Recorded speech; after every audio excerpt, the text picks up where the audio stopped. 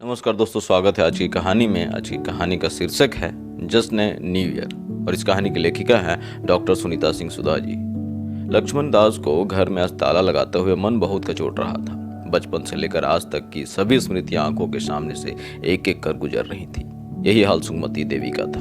जब से इस घर में ब्याह के आई तब से वो मायके से ससुराल और कभी कभार तीर्थ यात्रा पर गई होंगी, पर घर पर कभी ताला न लगा। स्मृतियों के सैलाब में वे भी डूब उतर रही थी।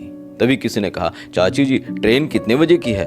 लक्ष्मण दास झट से बोले, चल जल्दी से, ज्यादा समय नहीं बचा, बैग उठा। लपक कर 2 बैग खुद के कंधों पर रखते हुए 2 बैग उठाने को इशारा किया। गांव के कुछ लोग कुछ दूर तक छोड़ने भी आए। दोनों मुड़ मुड़ कर दूर तक अपने घर को देखते रहे और मन में ही सोचते रहे कि पता नहीं कब आना हो। मुंबई की ट्रेन में बैठते ही सुखमती के चेहरे पर स्मित सी मुस्कान फैल गई, जिसे लक्ष्मण दास ने देख लिया। वे बोले, खुश तो बहुत लग रही हो। सुखमती, क्यों न हूँ, आखिर इकलौते बेटा बहू और पोते पोतियों के पास जो जा रही हूँ। आप क्या कम खुश हैं? दोनों हंस पड़े और देखते ही देखते ट्रेन रफ्तार पकड़ ली। सुबह 7:30 बजे ट्रेन मुंबई के बांद्रा रेलवे स्टेशन पर पहुंच गई। पेशेस इंजीनियर बेटा बहू और साथ में 2 पोती 1 पोता लेने कार से स्टेशन पर आ गए। सबने पैर छुए और बैग हाथों से हाथ ले लिए। लक्ष्मण दास और सुखमती भीतर से गदगद हो उठे। घर पहुंचकर बेटे ने कहा, माँ बाबूजी, आज मैं बहुत खुश हूँ। हम लोग तो गांव नहीं आ पाए, पर आप दोनों यहाँ आने का निर्णय लेकर बहुत अच्छा किए। बहू ने भी कहा, मम्मी जी, आंखें तरस गई थी आप लोगों को देखने को। सचमुच बहुत अच्छा निर्णय लिया, बहुत अच्छा लग रहा है। सुखमती ने कहा, बेटा, आज से तीसरे दिन चैत मास के प्रथम दिन भारतीय नववर्ष प्रारंभ होगा, जिसके उपलक्ष्य में घर में माता की चौकी बैठानी है और पंडित भोज देव दर्शन आदि करके पूरा परिवार अपना नववर्ष मनाएगा। बहू बोली, क्यों नहीं मम्मी जी, जरूर मनाएंगे। मम्मी जी, आपको जो कुछ चाहिए या बाजार से मंगवाना हो तो शंकरन ले आएगा। हम लोगों के पास समय कम मिल पाता है, पर आप चिंता न करें, जो चाहिए शंकरन से बोल दीजिएगा, आपकी पूरी हेल्प करेगा। बेटा बहू रोज अपनी अपनी कार से ड्यूटी चले जाते, रात को खाने की मेज पर ही मिलते। यही हाल बच्चों का था। पढ़ाई के नाम पर यूनिवर्सिटी, कोचिंग आदि जाते और रात को ही घर में लौटते। संयोग से कभी जब कोई घर पर होता तो वह अपने कमरे में अपने मोबाइल के साथ व्यस्त होता। ठीक 3 दिन के बाद नवरात्रि आई। दोनों बूढ़ा बूढ़ी मिलकर माता की चौकी रखे और मंदिर गए। वहीं पर ब्राह्मण भोज करा दिए। अकेले ही घर के मंदिर में दीप दान कर खुशहाली के लिए प्रार्थना किए। रोज सुबह पूरा परिवार अलग अलग दिशाओं में निकल जाता और देर रात ही लौटता। धीरे धीरे लक्ष्मण दास और सुखमती तन्हा महसूस करने लगे। गांव की आबो हवा में खुश थे। फोन पर बेटा बहू बच्चों की आवाज सुनकर अत्यधिक खुश हो जाते थे। अब साथ में रहकर उस खुशी से भी वंचित थे। अब तो बस बेटा बहू कभी कभार पूछ लेते, माँ सब ठीक है ना, बाबूजी सब ठीक है ना। इससे ज्यादा कभी कोई आत्मीयता से शब्द सुनाई न दिया। माँ बाबूजी के पास उनको बैठने तक की फुर्सत न थी। जिन सपनों को वे गांव से आंखों में संजोकर आए थे, वे सभी अब बेगाने हो गए थे। वे सारे सपने बिखरने लगे थे, सारे के सारे सपने टूटने लगे थे। हकीकत कुछ और निकली। इतनी जल्दी गांव भी लौटकर नहीं जा सकते थे। गांव वाले आखिर क्या कहेंगे, यही सोचकर चुपचाप पड़े रहना ही उचित लगा। उन्हें उचित लगा। एक दिन पूजा घर में सुखमती जोर जोर से रोने लगी। दौड़कर लक्ष्मण दास गए और चुप कराते हुए पूछा, क्या हुआ, क्यों इतना रो रही हो? अब तो सुखमती और ज्यादा रोने लगी। जैसे तैसे थोड़ी देर बाद बोली, मैं माँ हूँ, बेटे और बच्चों को सीने से लगाना चाहती हूँ, पर वे बहुत दूर दिखाई देते हैं। मैं अपने मन को आज मार नहीं पाई, क्या करूं? और सिसकियां लेने लगी। लक्ष्मण दास भी फफक कर रो पड़े। तो माँ हो तो मैं भी तो पिता हूं। वे मेरे ही सीने से कब आकर लग गए? मेरा भी तो सीना रोता है। क्या कहूं, किससे कहूं? यही समय आ गया है, चुप हो जा। यह सब तो मोह माया है। 9 महीने बीत गए, दोनों ने हर परिस्थिति को स्वीकार कर लिया। 9 महीने बीत गए, दोनों ने हर परिस्थिति को स्वीकार कर लिया।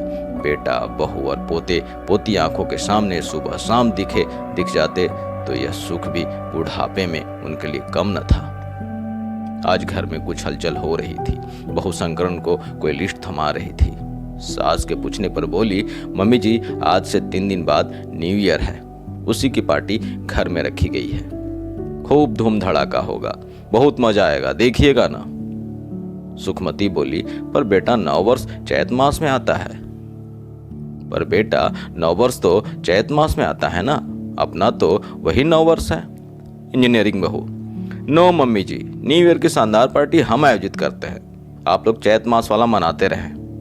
हम लोग का न्यू ईयर तो 1 जनवरी को आता है, हम तो 1 जनवरी को ही नववर्ष सेलिब्रेट करते हैं। 31 दिसंबर रात के 10 बजे से घर में मेहमानों के आने का तांता लग गया। शराब की बोतलें खुली, कबाब, शराब और सबाब हाल की शोभा बढ़ा रहे थे। जी हाँ, कबाब, शराब और सबाब हॉल की शोभा बढ़ा रहे थे। महिलाएं अर्धनग्न कपड़ों में पुरुषों के साथ डांस कर रही थी। इनकी बहू किसी और पुरुष की बाहों में विदेशी सॉन्ग पर झूल रही थी। बेटा किसी गैर की बाहों में था। यह सब देखकर दोनों पति पत्नी उठकर अपने कमरे में चले गए। किसी अनजाने दुख में डूबते रहे। शर्म भी महसूस कर रहे थे। दोनों मानो किसी सदमे में आ गए हों। रात 12 बजे खूब शोर हुआ। रात के 12 बजे तक खूब शोर हुआ। पटाखे बजे, पूरे घर में धुआं फैल गया। दोनों पति पत्नी खांसते हुए बाहर लॉन में चले गए। दोनों की नींद उचट चुकी थी। अब दोनों की नींद उचट चुकी थी। तभी 1:30 बजे रात को दोनों पोतियां नशे में धोत कार से उतरी और लड़खड़ा कर गिर गईं। दोनों पति पत्नी दौड़कर सहारा देकर गेट से अंदर उनके कमरे तक ले गए। बेड पर बेसुध वे पड़ गई। रात 2 बजे पोते को कार ड्राइवर ने सहारे से उतारा। दोनों पति पत्नी दौड़े, पूछे क्या हुआ है, इसे इतनी चोट कैसे आई। ड्राइवर बोला, साहब ने पी रखी थी, डांस करते करते किसी दूसरे की गर्लफ्रेंड को छेड़ दिए, फिर क्या, मारपीट तो होनी ही थी। पोते के नाक से खून बहता देखकर दोनों पति पत्नी बदहवास हो गए और बोले, उतारो नहीं, अंदर ही बैठाओ। दोनों भागकर अंदर गए। पिता ने बेटों को और सास ने बहू को जगाने की भरपूर कोशिश की, पर वे दोनों नशे में बेसुध पड़े रहे।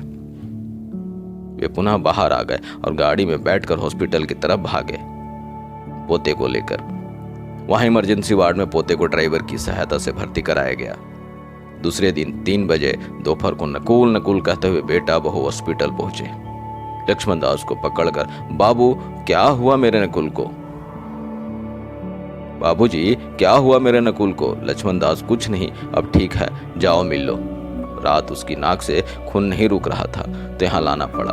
डॉक्टर ने कहा समय पर ना आता तो ब्रेन से बह रहे खून के कारण इसे बचा पाना मुश्किल था। 8 बजे हॉस्पिटल से सब घर पर लौट आए, पर अभी भी घर में शराब की बदबू शेष थी। दूसरे दिन लक्ष्मण दास और उनकी पत्नी सुमति अपना बैग उठाकर चलने को हुए। तभी बेटे ने कहा, ये क्या बाबूजी, बिना बताए निर्णय ले लिया, क्यों जा रहे हैं। लक्ष्मण दास, बेटा तुम्हारे पास सब कुछ है, पर हम लोगों को दिया हुआ संस्कार नहीं है। तुम अपनी दिनचर्या में खुश हो। तुम अपने बच्चों को जो संस्कार दिया है उसमें परिवार, शर्म, गांव, समाज आदि दूर तक छूट गया है। आज ये स्वतंत्र, उन्मुक्त और मानसिक तनाव और तनाव में ही है। तुम सबकी जिंदगी पैसा, शराब और शबाब बन चुकी है। दिन रात इसी के इर्द गिर्द तुम्हारी दुनिया घूम रही है। हमें क्षमा करो, हम गांव के प्राणी हैं, अपनी संवेदना हम रोक नहीं पाए, तभी तो यहाँ तक आए। हम खुली हवा के आदी हैं। समाज, रिश्ते, परिवार गांव के बिना नहीं रह सकते। हमारी ट्रेन 8 बजे की है, तुम लोग अपना ख्याल रखना। कहकर चल दिए। ट्रेन में बैठकर बदले परिवेश पर दोनों पति पत्नी एक दूसरे को पकड़कर फूट फूट कर रोए। ट्रेन सीटी देकर गांव की दिशा में चल दी। दोस्तों, यह कहानी अच्छी लगी तो वीडियो को लाइक, शेयर और चैनल को सब्सक्राइब जरूर कर दीजिएगा। बहुत बहुत धन्यवाद आपका।